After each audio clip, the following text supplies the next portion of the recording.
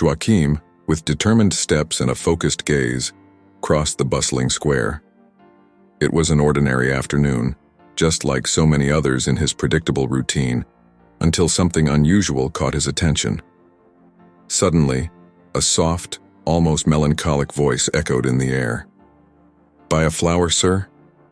He turned his head, and his eyes met a young woman, her long, disheveled hair framing her face as she held a small bouquet of flowers. But it wasn't just that. There was something in her eyes that made him stop even though he hadn't meant to. She approached slowly, the scent of the flowers blending with the evening breeze. Joachim hesitated for a moment, but then he heard the words that shattered the monotony of his life. "You need to be careful who you trust," she said in a low tone, almost like she was whispering a dangerous secret. He frowned, feeling an immediate discomfort. The phrase echoed in his mind as he tried to grasp what it could mean. "Excuse me?" he asked, trying to keep his voice firm, as he always did in negotiations. The flower seller looked directly into his eyes, piercing through his usual sense of security and indifference. "Your friend. He's not who you think he is." Those words not only intrigued him but hit him like a punch in the gut. How could this woman, someone he had never seen before, say something so specific? How could she know anything about his friends? And even more, how dare she make such an accusation? He took a deep breath, trying to regain his composure. "What do you mean by that? How do you know anything about me?" The woman didn't back down. Instead, her eyes held an expression of sadness, as if she were weighing what to say next. "Not everyone by your side wishes you well, sir. Believe me, I know what I'm talking about." Joachim stood in silence, fighting the urge to simply ignore her and walk away. But there was something in the way she spoke, something so sincere and urgent that he couldn't. A gentle breeze passed between them, swaying the delicate petals she held. He, a man used to controlling every aspect of his life, suddenly found himself gripped by a strange curiosity. "Who are you? How do you know something like this?" The flower seller smiled slightly, as if she knew she had already planted the seed of doubt. Sometimes flowers know more than we imagine. Back in his office, Joachim couldn't shake the flower seller's voice from his mind. Her words echoed, persistent. "Your friend isn't who you think he is." He shook his head, trying to push away the unease. It didn't make sense. How could a stranger know something like that? But as he tried to focus on the spreadsheets and meetings, memories of small moments began creeping into his thoughts. Fragments, brief instances he had once ignored, now took on a different color, a different texture. There was that meeting months ago when Eduardo, his most trusted friend and business partner, hesitated before presenting an idea. At the time, Joachim hadn't thought much of it. Eduardo was known for his calm and cautious demeanor. But now, replaying the scene in his mind, it seemed like there was more to that hesitation, something beyond simple caution.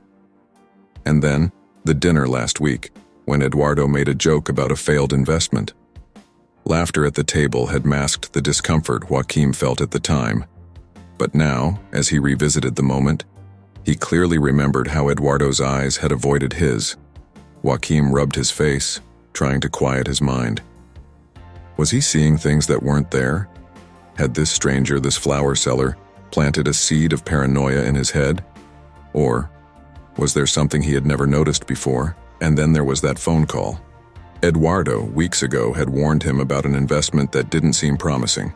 A careful, friendly piece of advice. But soon after, Joachim found out that Eduardo had quietly invested in the very same project, making the exact move he had discouraged Joachim from making. A chill ran through him. Small cracks were beginning to appear in the image he had of his friend. Details that once seemed insignificant now surfaced with unsettling clarity.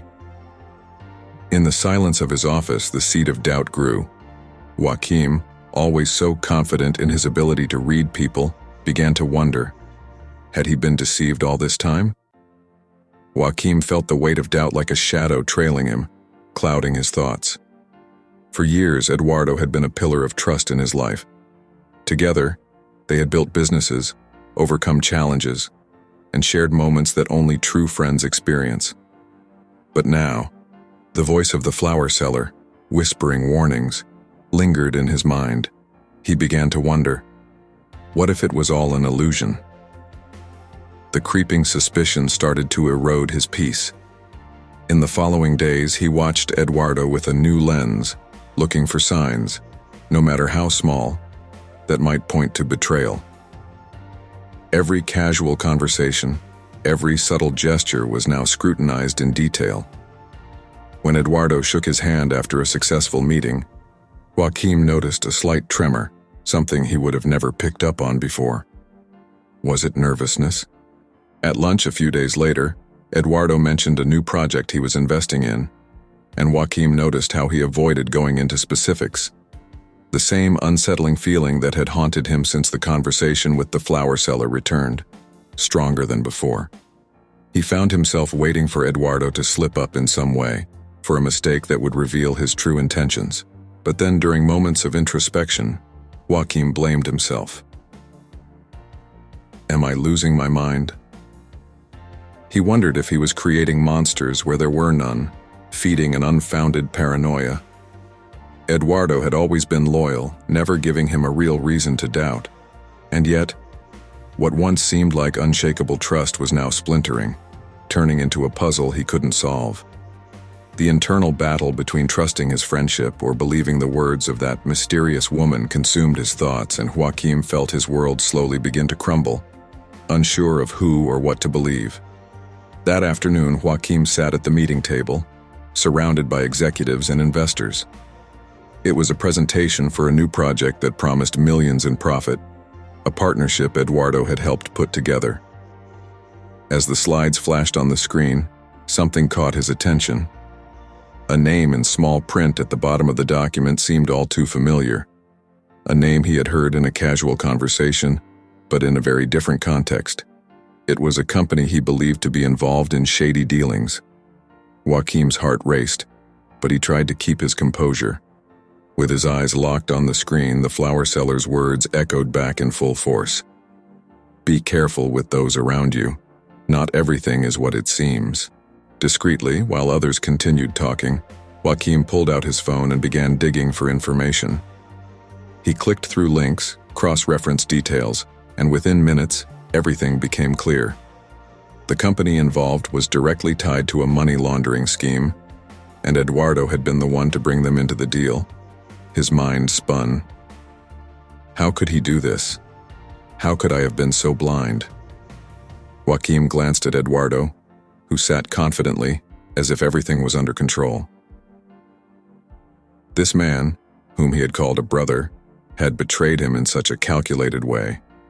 The shock hit him like a punch, and for a moment, Joaquim wanted to stop the meeting and confront him right then and there, expose the truth in front of everyone. But he knew that wasn't the way. Not in that room. As the meeting went on, a coldness settled over Joaquim. The friendship he had valued so much was dead. Eduardo didn't know it yet, but his fate had just changed in that very moment. Joaquim no longer saw a friend across the table. He saw an enemy to be defeated. He needed to act, and fast. That night was the longest Joaquim had ever endured. Locked in his office, he turned off all the lights, leaving only a small desk lamp, casting shadows around the room, reflecting the turmoil in his mind. The silence was suffocating, but at the same time, it felt like the only thing he could trust at that moment. Eduardo. The name echoed in his head. How could someone who had been by his side for so long, someone he considered family, betray him so cruelly? The trust built over decades, the laughs, the advice, it all felt like a lie, a well-rehearsed deception. He picked up a glass of whiskey, but even the warm liquid couldn't fill the growing emptiness inside him. The pain wasn't just from the act of betrayal, but from the fact that he had never suspected it. How could I have been so blind? Joaquim wondered, as the golden liquid swirled slowly in the glass. His mind drifted to the moments he had shared with Eduardo, the support during hard times, the celebrations of their victories. But now, all of that felt meaningless. like a facade built to hide Eduardo's true intentions. The friendship that once brought him comfort now suffocated him with an unbearable weight. Joaquim began to question the very nature of trust. How much is a friendship really worth? If someone so close can stab you in the back, who else is capable of it? The loneliness, once a distant shadow, now became an intimate companion. Amidst the darkness, a decision started to form. He could keep suffering, dwelling on the past, or he could face what was coming with the same determination that had led him to success. The night air was crisp as Joaquim returned to that same square, his heart heavy but his mind resolute. The sounds of people around him, the distant hum of passing cars, all seemed muffled, as if the world had turned into a whisper. He was looking for something more now. Answers. The flower seller was there, in the exact same spot, with her basket of colorful flowers and her calm gaze, as if she knew he would come. As he approached, Joaquim felt a mix of tension and relief. There was so much he wanted to ask, but at the same time, part of him feared what else he might discover. He stopped in front of her, and for a moment, they stood in silence, her eyes reading something deep in his expression. "I knew you'd come back," the flower seller said, her voice soft but firm. It wasn't a question, it was a certainty. "Who are you?" Joaquim finally blurted out, his question loaded with all his frustrations. "How did you know? How could you say something so devastating and just walk away?" She sighed, setting the basket of flowers down as if preparing for a conversation she had long expected. Her brown eyes met his with a mix of empathy and sorrow. "I've been betrayed too, many times by people I loved and trusted. I know how much it hurts," she said, her voice trembling slightly. "And sometimes, what hurts the most isn't the betrayal itself, but the fact that we never see it coming. We build a world around the people we love, and when that world crumbles, it's not just about them. It's about us." Her words struck Joaquim with a raw truth. He felt the walls he had built around himself begin to crack. For the first time in a long while, he allowed himself to see her pain reflected in his own. Both of them, wounded, connected by invisible scars. That night, Joaquim couldn't sleep. The weight of the decision he had to make pressed down on his chest, robbing him of rest and peace. He knew he couldn't put off the inevitable any longer. The truth was there, harsh and undeniable, but exposing it meant risking not just his friendship, but also his reputation and the legacy of his company. As the sun began to rise, casting a soft light over the room, Joaquim stared at the ceiling, his mind racing for a solution. He needed to confront his friend, to rid himself of the doubt that gnawed at his soul, but how could he do it without plunging his life into chaos? At breakfast, with tired eyes, Joaquim picked up the phone, his fingers trembling as he hesitated before dialing the number. The sound of the ringing seemed to stretch endlessly, as if each ring was a step closer to an inevitable abyss. For a moment, he almost hung up, but he knew it was too late to turn back. "Hello?" The familiar voice of his friend answered on the other end, casual, unaware of what was about to unfold. Joaquim closed his eyes for a second, taking a deep breath. "We need to talk," he said, his voice steady but carrying a gravity that did not go unnoticed. On the other end, silence lingered for a moment. His friend responded hesitantly, sensing that something was wrong but still not knowing what. "Sure, about what?" came the reply, cautious in tone. Joaquim knew that once the conversation started, there would be no going back, but he also knew that living in a lie was worse. He wasn't just dealing with a betrayal, he was dealing with the collapse of an empire and the loss of everything he held dear. Joaquim entered the meeting room, where only 2 chairs were placed facing each other, creating an unbearable tension. Sitting across from him was his longtime friend, the man he had trusted for years, the one who had helped him build the empire that now sustained their lives. Joaquim's hands were slightly sweaty as he looked at the familiar face, still trying to reconcile the man he knew with the betrayal he had just uncovered. "What's going on, Joaquim?" his friend asked with a nervous smile, trying to lighten the mood. "You called me here to discuss something serious, I can tell." Without responding immediately, Joaquim placed a thick folder on the table packed with documents. His gaze was cold, emotionless, but inside, he felt the pain of every word he was about to say. "I want you to look at this," he said, his voice heavy, devoid of emotion. "And tell me it's all a lie." His friend hesitated before taking the papers. As he opened the folder, his eyes widened. There were contracts, bank records, confidential emails, clear evidence of his involvement in the illicit scheme. The air in the room grew unbearably heavy, and the silence that followed was crushing. "What is this?" his friend tried to ask, feigning surprise. "This has nothing to do with me." But Joaquim wasn't fooled. He knew that initial denial was to be expected. Still, the words of betrayal cut through his soul like sharp blades. He leaned forward, his eyes locked on the other man, burning with the fury he'd held inside for days. "Don't lie to me," he murmured, controlling his tone, though the implicit threat was sharp. "I want to hear the truth and only the truth." His friend hesitated for a few more seconds, looking at the papers, then averted his gaze, unable to face the accusation.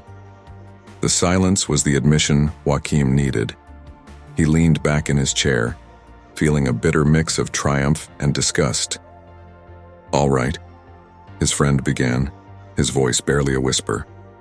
I was desperate. I didn't know it would come to this." The confession was brief, but the impact was devastating. Joaquim could hardly believe what he was hearing. The words hurt, not because of the admission itself, but because they confirmed that the friendship they'd shared, the respect they'd built over years, was broken. "It's over," Joaquim said, standing up slowly. "There's nothing left to say." The morning after the confrontation weighed on Joaquim like a cloak of dark clouds. He arrived at his company, the feeling of defeat accompanying him with every step. The glances from employees, once friendly, were now filled with palpable tension. Whispered conversations rippled through the air, and Joaquim knew that news of his friend's betrayal had already spread. In the boardroom, he prepared for a meeting with the directors. He sat at the head of the long table, his heart pounding. As soon as he entered, the room fell silent, everyone waiting for him to speak. Joaquim knew he needed to act quickly to restore confidence in his leadership. "As many of you may already know, there has been a serious breach of trust within our company," he began, his voice steady, though his mind was still reeling. "The person who betrayed our trust and put our business at risk is no longer with us." He saw faces exchange glances, the unease growing as he continued. With every word that left his lips, he felt the weight of relief. He had made the right decision, but there was also a price to pay. Questions about his own judgment and competence hung in the air like ghosts. In the days that followed, Joaquim faced meetings with skeptical investors and questions from partners wondering how this could have happened. With every question he answered, the relief of ending that treacherous friendship was balanced by the pain of seeing his reputation shaken. However, something within him began to solidify. He remembered what the flower seller had said about new beginnings and how the end of one thing could mark the start of something else.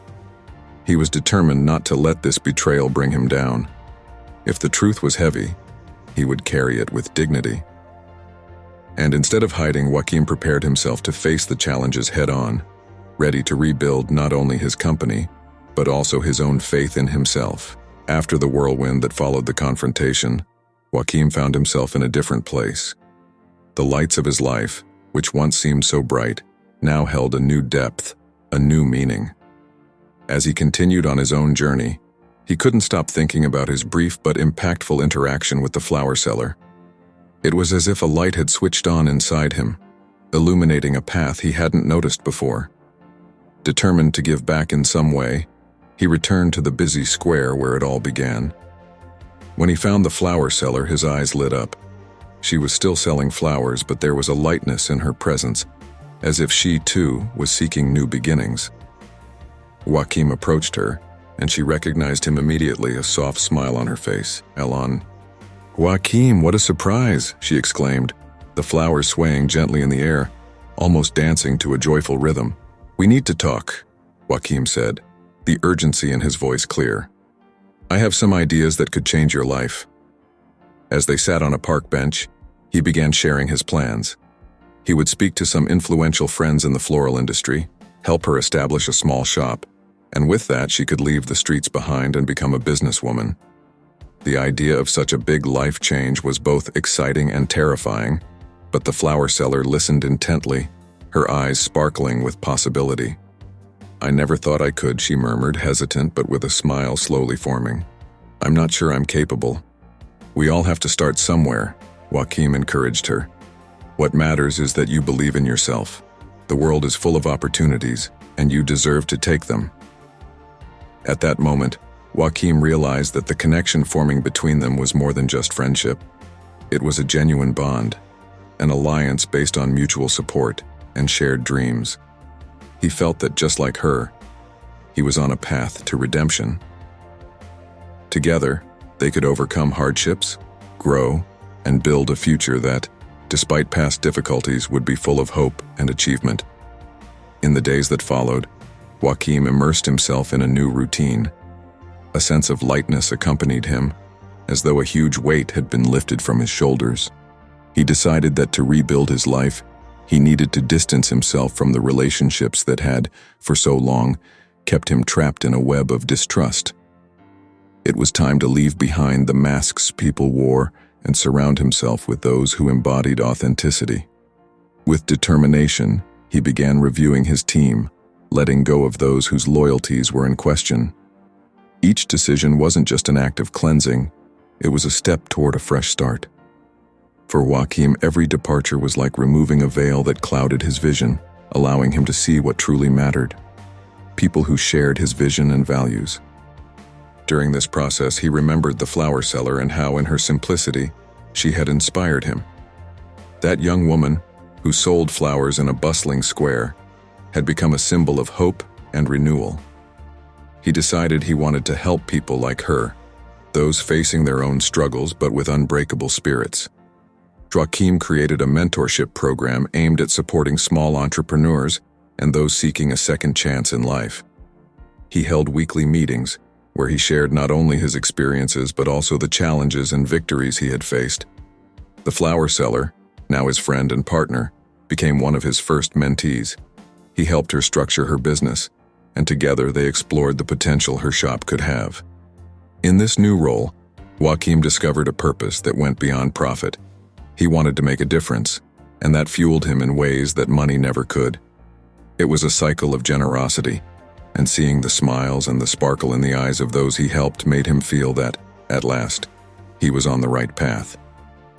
The future looked promising, and every step forward was a reminder that life, when lived with intention, can truly be transformative. What would you do in Joachim's place? Would you have listened to the florist, or would you have continued your life as normal? Leave a comment below telling us what you would do, and don't forget to like and subscribe to the channel, and press the bell icon so you don't miss any stories like this.